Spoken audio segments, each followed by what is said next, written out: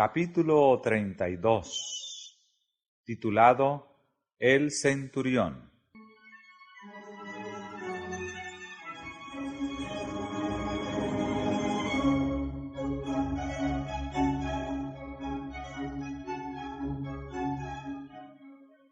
Cristo había dicho al noble cuyo hijo sanara: si no viereis señales y milagros, no creeréis. Le entristecía que su propia nación requiriese esas señales externas de su carácter de Mesías. Repetidas veces se había asombrado de su incredulidad, pero también se asombró de la fe del centurión que vino a él. El centurión no puso en duda el poder del Salvador, ni siquiera le pidió que viniese en persona a realizar el milagro. Solamente di la palabra, dijo, y mi mozo sanará.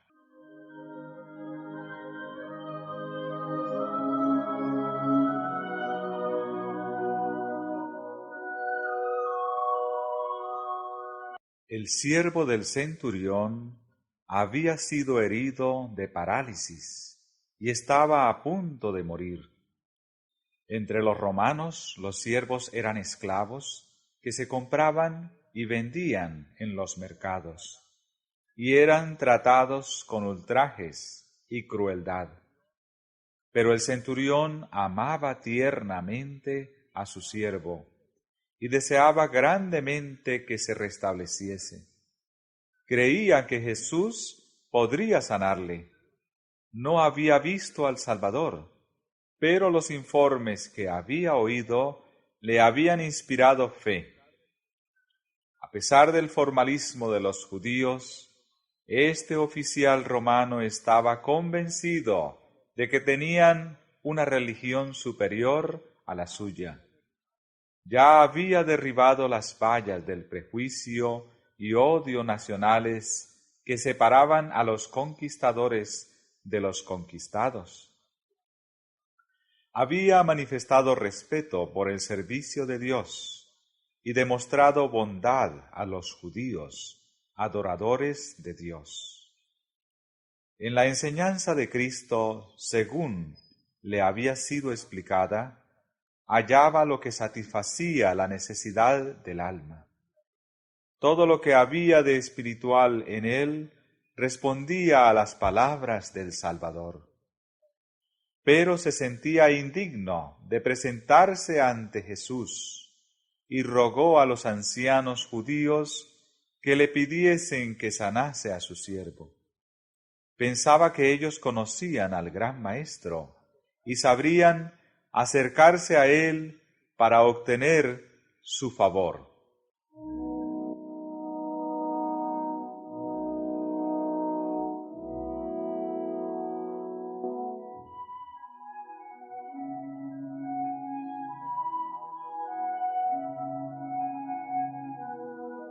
Al entrar Jesús en Capernaum, fue recibido por una delegación de ancianos, que le presentaron el deseo del centurión.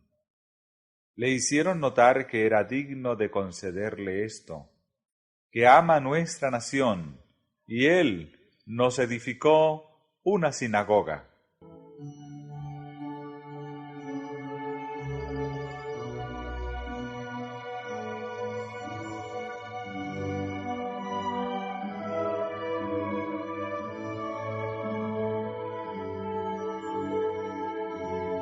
Jesús se puso inmediatamente en camino hacia la casa del oficial, pero, asediado por la multitud, avanzaba lentamente. Las nuevas de su llegada le precedieron, y el centurión, desconfiando de sí mismo, le envió este mensaje: Señor, no te incomodes, que no soy digno que entres debajo de mi tejado. Pero el Salvador siguió andando, y el centurión, atreviéndose por fin a acercársele, completó su mensaje diciendo: ni aun me tuve por digno de venir a ti. Mas di la palabra, y mi siervo será sano. Porque también yo soy hombre puesto en potestad, que tengo debajo de mí soldados, y digo a éste, ve y va, y al otro, ven y viene, y a mi siervo, haz esto, y lo hace. Como represento el poder de Roma, y mis soldados reconocen mi autoridad como suprema, así tú representas el poder del Dios infinito, y todas las cosas creadas obedecen tu palabra. Puedes ordenar a la enfermedad que se aleje, y te obedecerá. Puedes llamar a tus mensajeros celestiales, y ellos impartirán virtud sanadora. Pronuncia tan solo la palabra, y mi siervo sanará.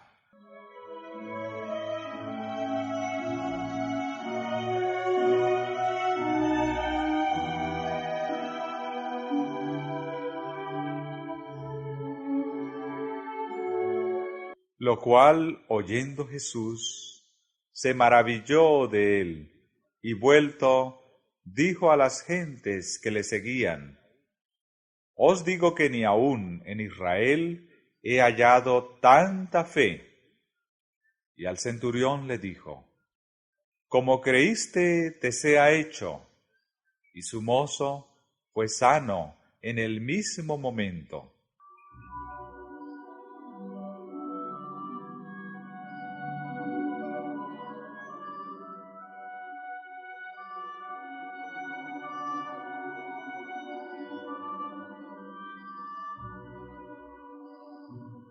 Los ancianos judíos que recomendaron el centurión a Cristo habían demostrado cuánto distaban de poseer el espíritu del Evangelio. No reconocían que nuestra gran necesidad es lo único que nos da derecho a la misericordia de Dios. En su propia justicia alababan al centurión por los favores que había manifestado a nuestra nación. Pero el centurión dijo de sí mismo: no soy digno. Su corazón había sido conmovido por la gracia de Cristo. Veía su propia indignidad, pero no temió pedir ayuda. No confiaba en su propia bondad. Su argumento era su gran necesidad. Su fe echó mano de Cristo en su verdadero carácter. No creyó en él meramente como en un taumaturgo, sino como en el amigo y salvador de la humanidad.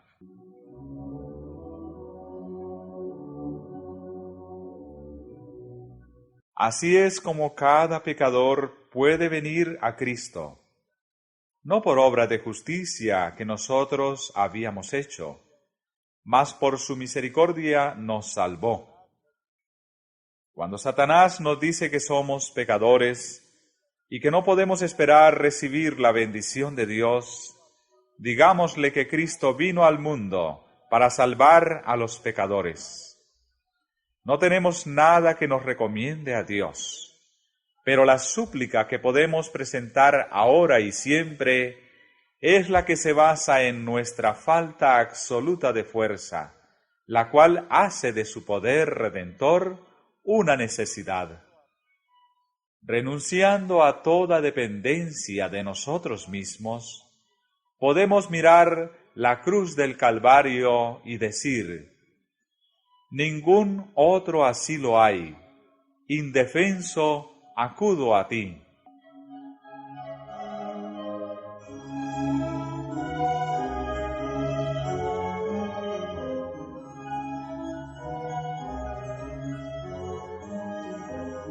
Desde la niñez, los judíos habían recibido instrucciones acerca de la obra del Mesías. Habían tenido las inspiradas declaraciones de patriarcas y profetas y la enseñanza simbólica de los sacrificios ceremoniales, pero habían despreciado la luz y ahora no veían en Jesús nada que fuese deseable. Pero el centurión, nacido en el paganismo y educado en la idolatría de la Roma imperial, adiestrado como soldado, aparentemente separado de la vida espiritual por su educación y ambiente, y aún más por el fanatismo de los judíos y el desprecio de sus propios compatriotas para con el pueblo de Israel, percibió la verdad a la cual los hijos de Abraham eran ciegos. No aguardó para ver si los judíos mismos recibirían a aquel que declaraba ser su Mesías. Al resplandecer sobre él la luz verdadera que alumbra a todo hombre que viene a este mundo, aunque se hallaba lejos, había discernido la gloria del Hijo de Dios.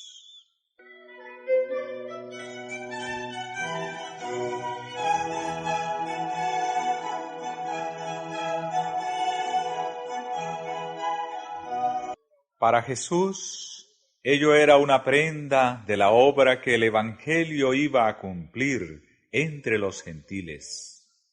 Con gozo miró anticipadamente a la congregación de almas de todas las naciones en su reino. Con profunda tristeza describió a los judíos lo que les acarrearía el rechazar la gracia. Os digo que vendrán muchos del oriente y del occidente, y se sentarán con Abraham e Isaac y Jacob en el reino de los cielos. Mas los hijos del reino serán echados a las tinieblas de afuera. Allí será el lloro y el crujir de dientes. Oh, cuántos hay que se están preparando la misma fatal desilusión. Mientras las almas que estaban en las tinieblas del paganismo aceptan su gracia. ¿Cuántos hay en los países cristianos sobre los cuales la luz resplandece solamente para ser rechazada?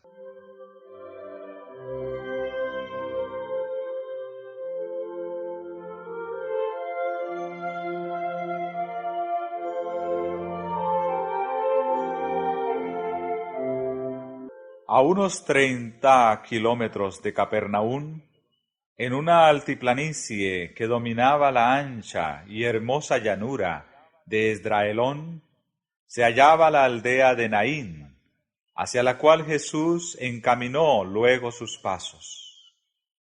Le acompañaban muchos de sus discípulos con otras personas, y a lo largo de todo el camino la gente acudía, deseosa de oír sus palabras de amor y compasión, trayéndole sus enfermos para que los sanase, y siempre con la esperanza de que él, que ejercía tan maravilloso poder, se declararía Rey de Israel.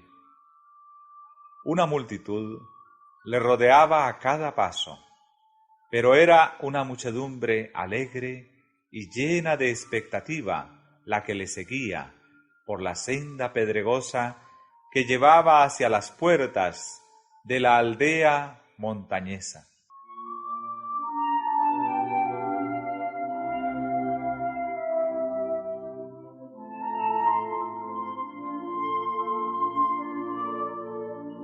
Mientras se acercaban, vieron venir hacia ellos un cortejo fúnebre que salía de las puertas. A paso lento y triste se encaminaba hacia el cementerio. En un féretro abierto, llevado al frente, se hallaba el cuerpo del muerto, y en derredor de él estaban las plañideras que llenaban el aire con sus llantos.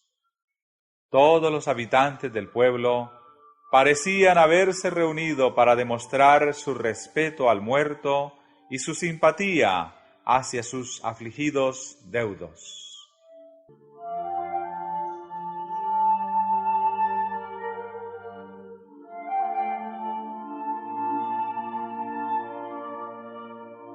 Era una escena propia para despertar simpatías.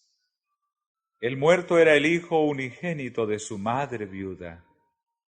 La solitaria doliente iba siguiendo a la sepultura a su único apoyo y consuelo terrenal. Y como el Señor la vio, compadecióse de ella. Mientras ella seguía ciegamente llorando, sin notar su presencia, Él se acercó a ella y amablemente le dijo: «No llores». Jesús estaba por cambiar su pesar en gozo, pero no podía evitar esta expresión de tierna simpatía.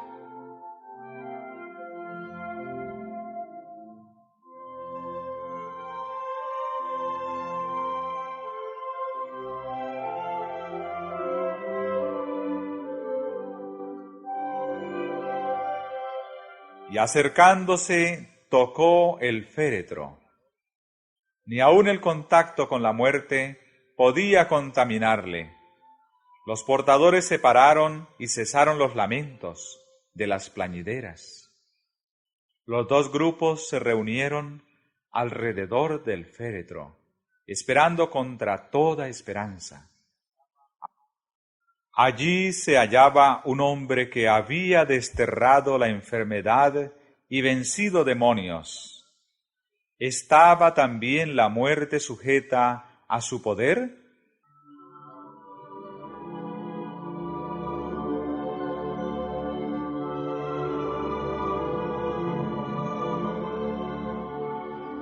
Con voz clara y llena de autoridad, pronunció estas palabras: «Mancebo, a ti digo, levántate». Esa voz penetra los oídos del muerto. El joven abre los ojos. Jesús le toma de la mano y lo levanta. Su mirada se posa sobre la que estaba llorando junto a él, y madre e hijo se unen en un largo, estrecho y gozoso abrazo. La multitud mira en silencio como hechizada, y todos tuvieron miedo. Por un rato permanecieron callados y reverentes, como en la misma presencia de Dios. Luego glorificaban a Dios, diciendo: «Que un gran profeta se ha levantado entre nosotros, y que Dios ha visitado a su pueblo». El cortejo fúnebre volvió a Naín como una procesión triunfal, y salió esta fama de él por toda Judea y por toda la tierra de alrededor.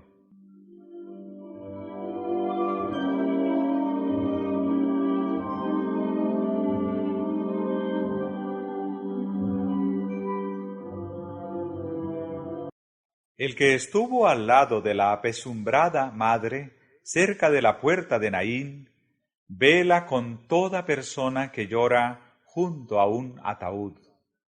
Se conmueve de simpatía por nuestro pesar. Su corazón, que amó y se compadeció, es un corazón de invariable ternura.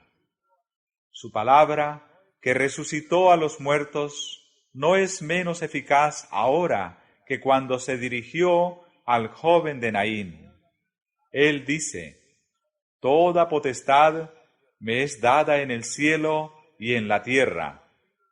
Ese poder no ha sido disminuido por el transcurso de los años, ni agotado por la incesante actividad de su rebosante gracia. Para todos los que creen en Él, es todavía un Salvador viviente.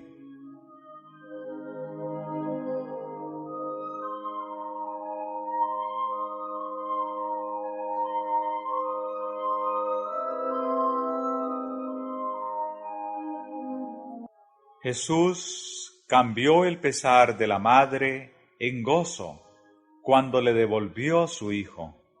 Sin embargo, el joven no fue sino restaurado a esta vida terrenal para soportar sus tristezas, sus afanes, sus peligros y para volver a caer bajo el poder de la muerte. Pero Jesús consuela nuestra tristeza por los muertos con un mensaje de esperanza infinita. Yo soy el que vivo y he sido muerto, y he aquí que vivo por siglos de siglos, y tengo las llaves del infierno y de la muerte. Así que, por cuanto los hijos participaron de carne y sangre, Él también participó de lo mismo, para destruir por la muerte al que tenía el imperio de la muerte, es a saber, al diablo, y librar a los que por el temor de la muerte estaban por toda la vida sujetos a servidumbre.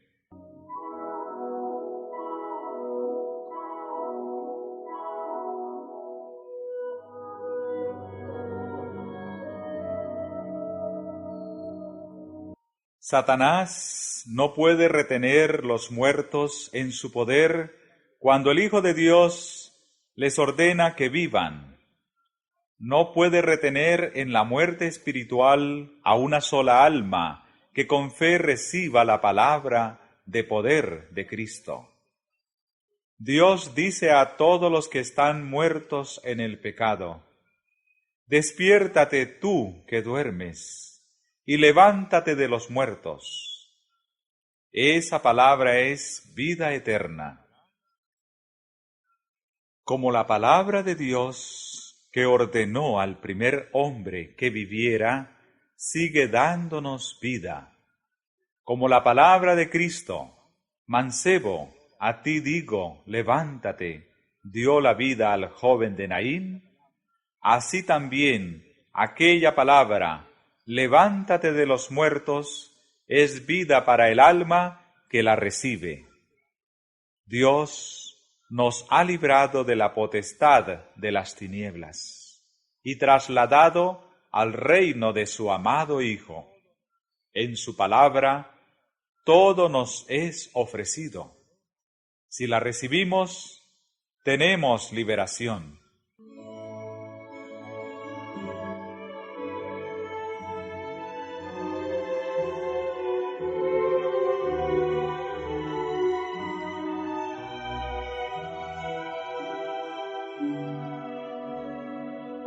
Y si el espíritu de aquel que levantó de los muertos a Jesús mora en vosotros, el que levantó a Cristo Jesús de los muertos, vivificará también vuestros cuerpos mortales por su espíritu que mora en vosotros.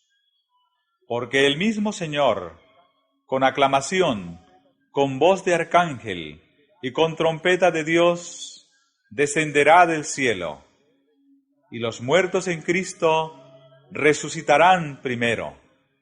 Luego nosotros, los que vivimos, los que quedamos, juntamente con ellos, seremos arrebatados en las nubes a recibir al Señor en el aire, y así estaremos siempre con el Señor. Tales son las palabras de consuelo con que Él nos invita a que nos consolemos unos a otros.